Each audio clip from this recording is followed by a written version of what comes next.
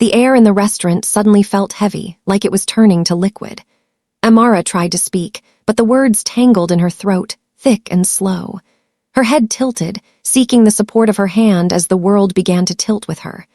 Through the blur of her heavy eyelids, she saw Marcus, not with the eyes of a lover, but with the cold, frantic gaze of a man watching a clock. Then, the air in the room changed. A man she had never seen before stepped out of the shadows of the booth behind her. He was composed, sharp, and dressed in a suit that whispered of true authority. He didn't look at Marcus. His steady, emotionless eyes were fixed on her. What Amara didn't know yet was that he was the most dangerous person in that restaurant, a man who built empires out of silence, and the only one who had come to save her. When Amara's eyes finally struggled open, the world didn't return in a rush. It filtered in through the cold, surgical scent of expensive ozone and the rhythmic, muted hum of a high-altitude climate control system. She wasn't at the restaurant. The warm, amber glow of the candlelight had been replaced by the sterile, minimalist silver of a penthouse that felt more like a fortress than a home. She tried to lift her head, but her muscles felt like heavy silk, draped uselessly over the high thread-count sheets of a platform bed. The ceiling was a vast expanse of polished concrete, reflecting the distant, flickering lights of the city's skyline through floor-to-ceiling glass. "Don't fight the sedative. It needs another hour to clear your system." The voice was low, resonant, and devoid of any jagged edges. Amara shifted her gaze toward the floor-to-ceiling window. Joon-Ho Kang stood there, his back to her, silhouetted against the sprawl of the city. He looked like a statue carved from shadow. When he turned, his movements were fluid and intentional. He didn't approach the bed, maintaining a distance that felt less like coldness and more like a profound, professional respect for her space. "Where is Marcus?" Amara's voice was a dry rasp. The memory of the engagement ring, the symbol of a life she thought she was building, felt like a phantom limb. Joon-Ho walked to a sleek, obsidian desk and picked up a tablet, his expression unreadable. "Marcus Hale is currently explaining himself to people who have significantly less patience than I do," he said. He tapped the screen, and a holographic ledger projected into the dim light of the room. "Your fiancé didn't just have a gambling problem, Amara. He had an ego problem. He believed he could outrun the silver circle." Amara watched the numbers scroll, debts that looked like international phone numbers. Her analytical mind, even through the fog of the drug, began to categorize the data. It was a disaster of compounding interest and desperate markers. "The silver circle doesn't accept bankruptcy," Joon-Ho continued, his steady gaze meeting hers. "They accept assets. And last night, Marcus decided that your life, your connections, and your access to the Vaughn family's corporate accounts were the only assets he had left to trade." The betrayal hit her then, sharper than the needle that had likely administered the antidote. It wasn't just that Marcus had drugged her, he had appraised her. He had put a price tag on her soul to save his own skin. "Why am I here?" she whispered. Joon-Ho stepped closer, the light catching the sharp line of his jaw. "Because the silver circle is a virus, and I am the cure. But to kill a virus, I need to understand its code." He paused, his dark eyes searching hers with a terrifyingly calm intensity. "And no one understands their financial code better than you." The sedative's lingering weight was nothing compared to the cold clarity that followed. Amara didn't just wake up, she sharpened. While Joon-Ho moved to the far side of the room to take a low-voiced call in Korean, Amara forced herself out of the bed. Her legs were unsteady, but her mind was already moving at 100 miles an hour, stripping away the grief of Marcus's betrayal and replacing it with the familiar, icy logic of a high-stakes audit. She found Joon-Ho in the study, a glass-walled room filled with monitors that cast a blue, ethereal light over his sharp features. He looked up, his expression flicking toward surprise for only a fraction of a second before settling back into its habitual mask of composure. "You should be resting," he said, the command in his voice softened by a strange note of curiosity. "Hyori is preparing a car to take you to a secure location in the countryside. You'll be invisible there." "I don't do invisible," Amara replied, her voice firmer now, echoing off the minimalist walls. She walked toward the center of the room, her eyes scanning the complex web of data on his screens. And if you send me away, you're throwing away the only weapon that can actually sink the silver circle. Joon-Ho leaned back against a mahogany desk, crossing his arms. I have soldiers, Amara. I have leverage. I don't need a civilian in the line of fire. You have soldiers for a gang war, she countered, stepping into the blue light of the monitors. She pointed to a series of recurring transactions on the main display, seemingly innocuous payments to a logistics firm in Marseille. But you aren't fighting a gang. You're fighting a conglomerate. Look at these shell companies, Joon-Ho. The silver circle isn't just moving collateral or debt. They are laundering the structural capital of 3 different international banks. She reached for the keyboard. For a heartbeat, Joon-Ho hesitated, his hand hovering near the console. Then he stepped aside. Amara's fingers flew across the keys. The fog was gone now, replaced by the rush of the hunt. Marcus wasn't just a gambler to them. He was a door. He gave them access to the Vaughn family's trust accounts so they could layer their digital currency through legitimate corporate dividends. She pulled up a hidden subledger, her eyes bright with a dangerous, newfound purpose. You want to kill the virus? You don't do it with a gun. You do it by crashing their liquidity. She turned to look at him, her dark skin luminous in the glow of the data. They tried to turn me into an asset. Let's show them what happens when that asset starts calculating the cost of their existence. Joon-Ho watched her, the silence between them thick with a sudden she. The scent of jasmine tea was a sharp, delicate contrast to the cold ozone of the server room. Amara sat in a plush velvet chair, her eyes fixed on the center monitor. Below, in the penthouse's reinforced lobby, the elevator doors hissed open to reveal Marcus Hale. He looked disheveled. His burgundy suit jacket was wrinkled, his hair uncharacteristically messy.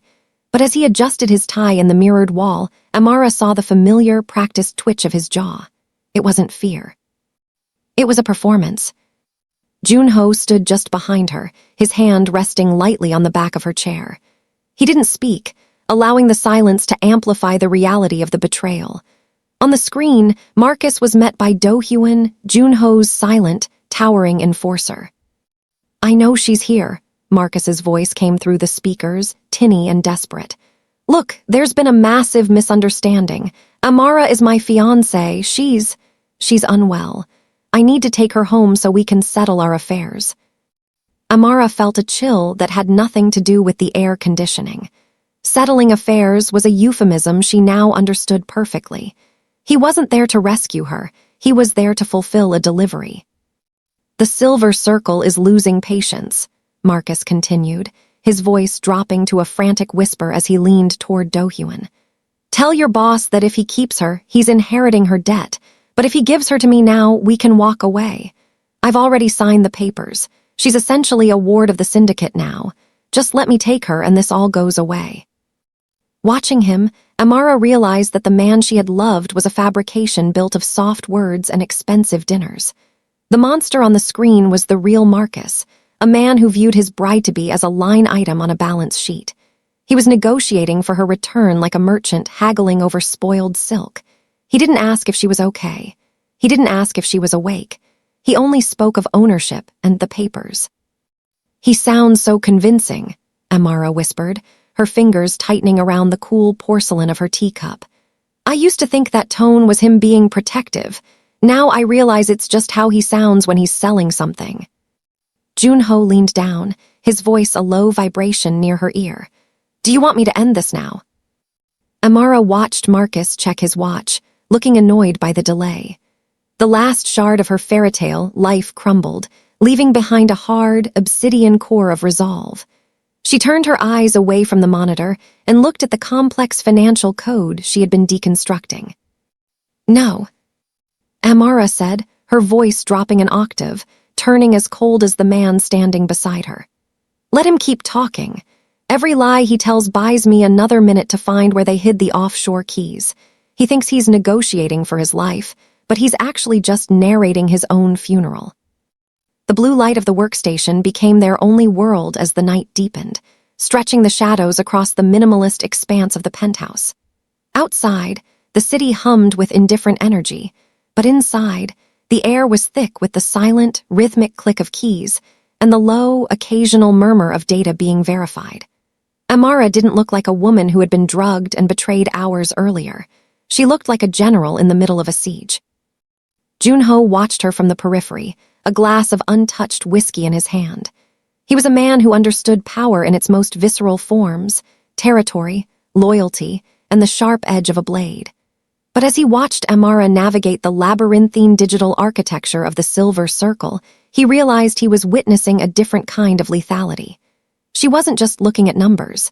She was reading the heartbeat of an empire. "There," she whispered, her voice tight with focused intensity. She highlighted a string of seemingly random microtransactions disguised as service fees for a dry-cleaning chain. "They aren't just layering the money. They're using a high-frequency trading algorithm to bounce the principal through volatile crypto markets. By the time the audit trail reaches the Caymans, the original currency doesn't even exist anymore. It's brilliant, and it's exactly how I'm going to trap them." Joon-Ho stepped closer, his shadow falling over the desk. He looked at the screen, then back at her. The exhaustion was visible in the faint smudge beneath her eyes, yet her gaze was electric. "My people have been looking at these accounts for 3 months, he said, his voice dropping to a low, appreciative vibration. "They told me the trail was cold, dead." "That's because they were looking for a thief," Amara said, finally turning to meet his eyes. Her expression was a mix of cold defiance and intellectual triumph. "I'm looking for an accountant. Thieves hide, accountants just rearrange. If you want to stop them, you don't cut their throats, Joon-Ho. You cut their credit." For the first time since they had met in the chaos of the restaurant, Joon-Ho's mask of stoic authority shifted. A small, almost imperceptible smile touched the corner of his mouth, a gesture of genuine, rare respect. He had spent his life surrounded by men who followed orders out of fear, but here was a woman who commanded the room through pure, unadulterated competence. "I've spent a lot of money on experts, Amara," he said quietly, setting his glass down. "But I think you're the most dangerous investment I've ever made." The tension between them shifted then, losing its edge of suspicion and becoming something grounded and heavy. It was the quiet recognition of two predators finding a shared rhythm. In the silence of the high-rise, amidst the cold glow of the monitors, the Mafia boss and the corporate executive disappeared. In their place remained two architects of a coming storm, bound together by a language only they spoke, the language of ruin. The silence of the room was absolute, broken only by the rhythmic, soft hum of the processors as Amara dove deeper into the digital substrata of the Silver Circle's finances. Joon-Ho stood by the window, a dark sentinel watching the city, but his attention was tethered to the woman at the desk. He saw the exact moment her posture changed, the way her shoulders squared and her breath hitched, a predatory stillness taking hold of her. "I found it," she whispered, her voice cutting through the quiet like a blade. Joon-Ho was at her side in 2 silent strides. On the screen, a chaotic web of transactions had been distilled into a single, glowing focal point. A series of cold storage digital wallets tethered to a shell company registered as a maritime insurance firm. "They aren't just moving money anymore," Amara said, her fingers dancing across the keys to pull up a secondary encrypted log. "These wallets are timed. It's a smart contract. The funds are set to release the moment a specific biological signature is verified at a secure location." She looked up at him, her dark eyes wide with a terrifying realization. "The signature is Marcus's, it's mine." As she followed the logic of the code, the true depth of the syndicate's cruelty unspooled before her. She saw a hidden memo attached to the final disbursement of the offshore keys, a contingency plan written in the dry, emotionless language of a corporate liquidation. "They have no intention of letting Marcus walk away," Amara said, her voice trembling slightly before hardening into iron. "The moment I'm delivered, the moment those wallets are opened, Marcus becomes a liability.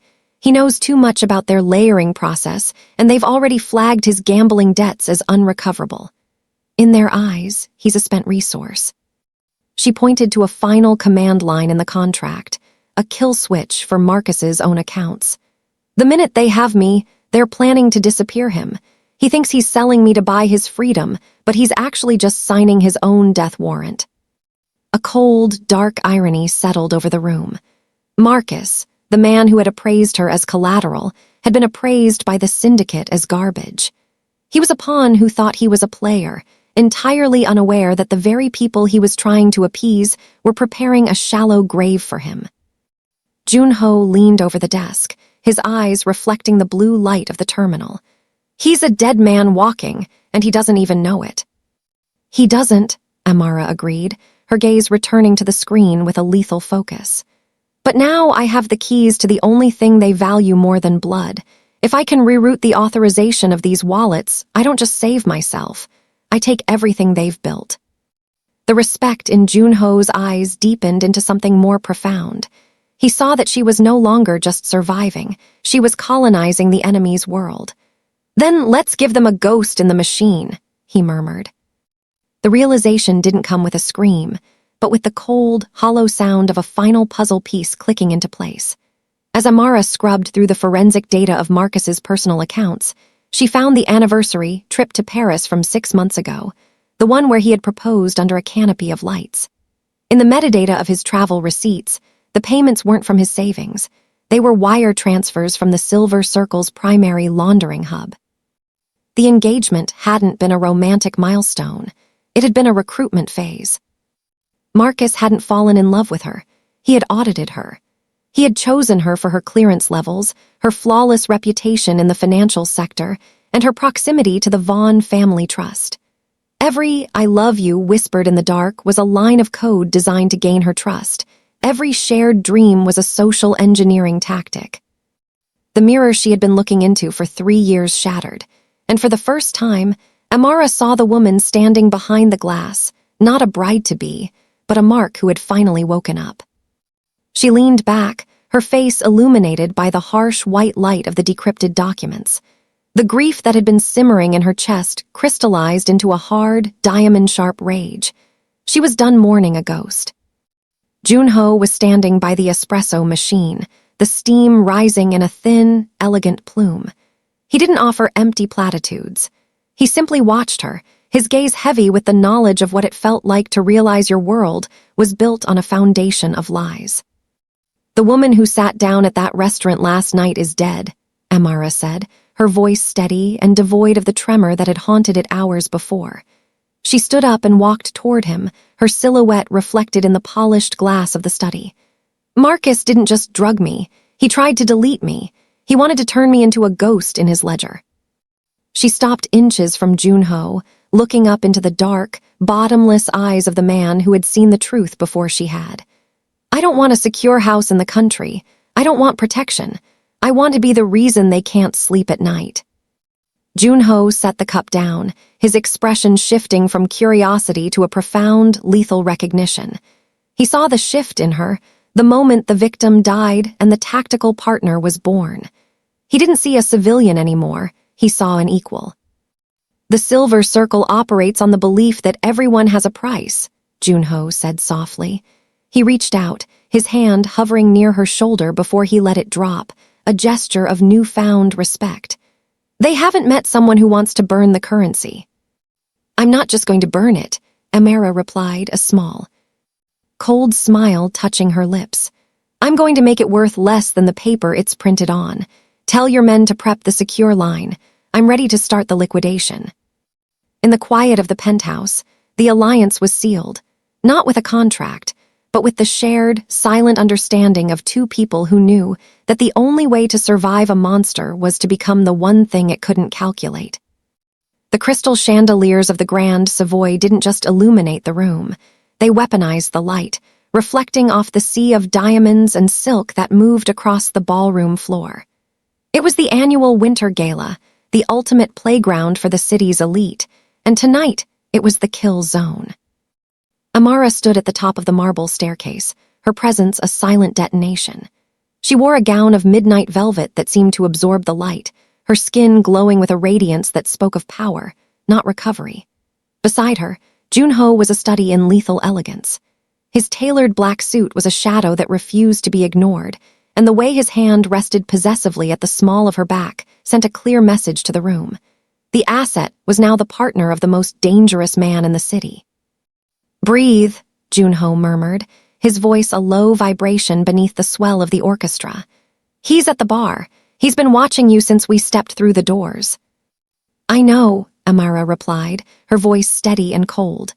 "I can feel the desperation from here." They descended the stairs with a slow, agonizing grace. Amara didn't look for Marcus. She didn't have to. She knew exactly how a predator-turned-prey behaved. She accepted a glass of champagne from a passing waiter, her engagement-ring-free hand flashing in the light, a deliberate public void. As they reached the center of the floor, the crowd parted. Marcus intercepted them, his face a frantic mask of sweat and entitlement.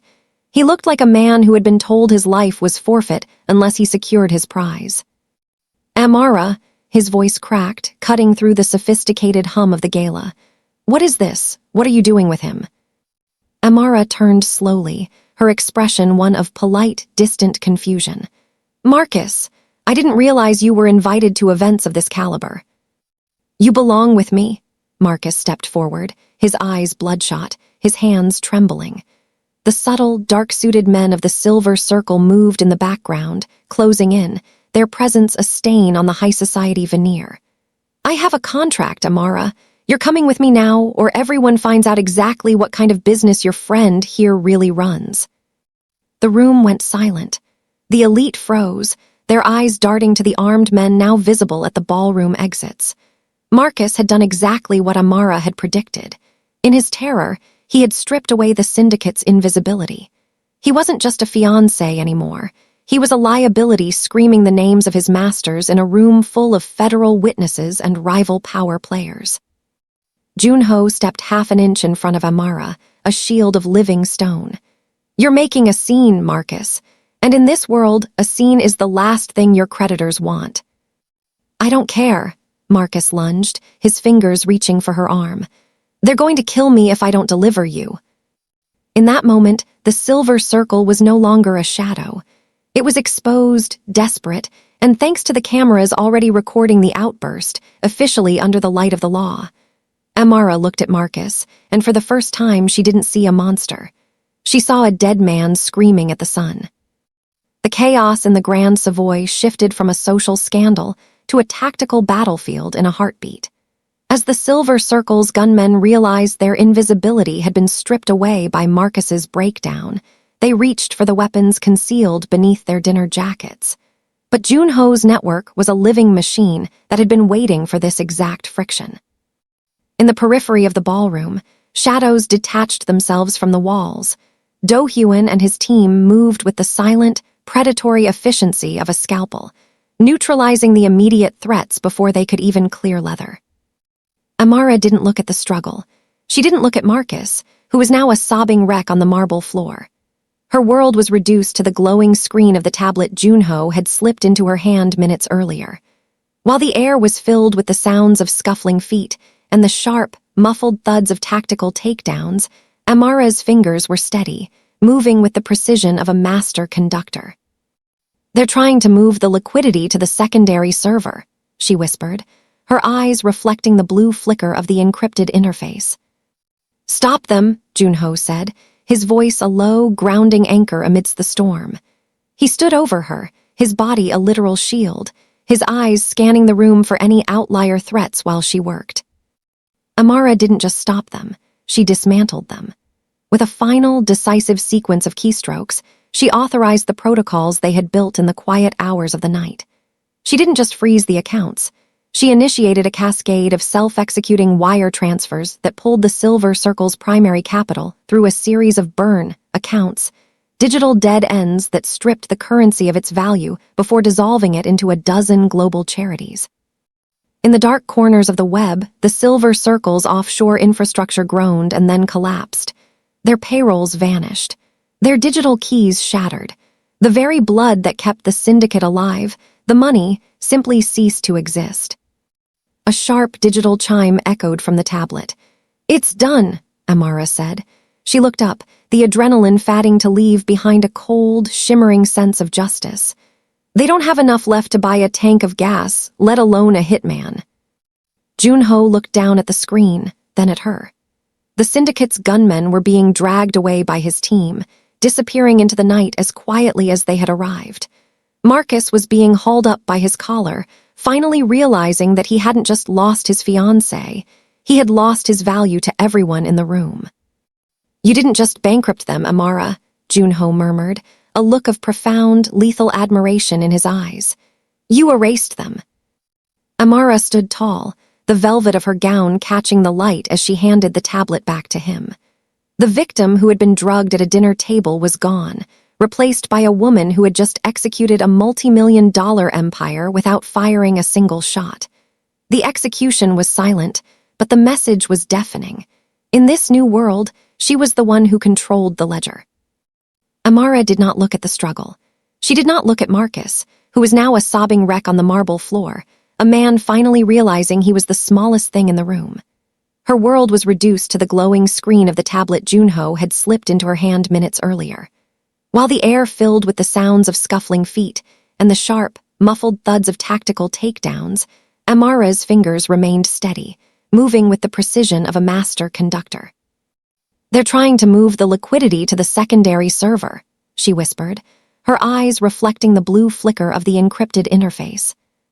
The morning air was crisp, carrying the scent of rain and distant jasmine, a stark contrast to the heavy, chemical fog that had defined Amara's life only a week ago.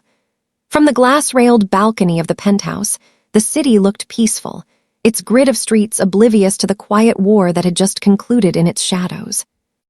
Marcus was gone, handed over to federal authorities along with a digital mountain of evidence that ensured his negotiations would be confined to a prison cell for the next 20 years. The Silver Circle had been hollowed out, their influence dissolved by the very financial structures they had tried to weaponize. Amara leaned against the cool metal railing, her dark skin luminous in the soft morning light. She looked down at her bare hand. The skin where the diamond had once sat felt lighter, healed of a weight she hadn't realized was a burden. She was no longer the woman who believed in fairy tales, but she was something far more formidable, a woman who had seen the abyss and decided to build a bridge over it. A steady, familiar presence moved into the space beside her. Joon-Ho didn't say a word at first, simply standing with her, his gaze fixed on the horizon where the sun was beginning to burn through the haze. The silence between them had changed. It was no longer the wary stillness of two predators, but the comfortable resonance of two people who had survived the same storm. "The dust has settled," Joon-Ho said, his voice a low, grounding melody. "My people tell me the transition of their remaining assets into your suggested trusts is complete. You've done more in 7 days than my legal team managed in 7 years. Amara turned to look at him. The sharp, lethal edges of the Mafia boss were still there, but in the morning light, she saw the man beneath the armor, the one who spoke of Inyeon, the invisible threads of fate that pull people together across lifetimes. "I didn't do it for the trusts, Joon-Ho," she said softly. "I did it for the truth." Joon-Ho reached into his pocket and pulled out a small, understated velvet box. He didn't drop to a knee. He didn't offer a performance. He opened it to reveal a simple, elegant band of rose gold set with a deep green jade, a stone of protection and wisdom. "Marcus offered you a lie wrapped in a diamond," Joon-Ho said, his steady eyes meeting hers. "I am offering you a partnership built in the gray spaces, no more secrets, no more unknowingly. I want the mind that broke a syndicate by my side." Amara looked at the ring, then at the man who had seen her at her most vulnerable and chosen to empower her rather than possess her. She realized then that Inyeon wasn't about a perfect beginning. It was about the beauty of what you build from the wreckage. She reached out, her fingers brushing his as she took the box. "A partnership," she repeated, a small, genuine smile finally breaking across her face. "Based on the ledger, I'd say that's the most profitable move we've made yet." Together, they turned back to the city, two architects of a new destiny, watching the sun rise over a world they had claimed as their own.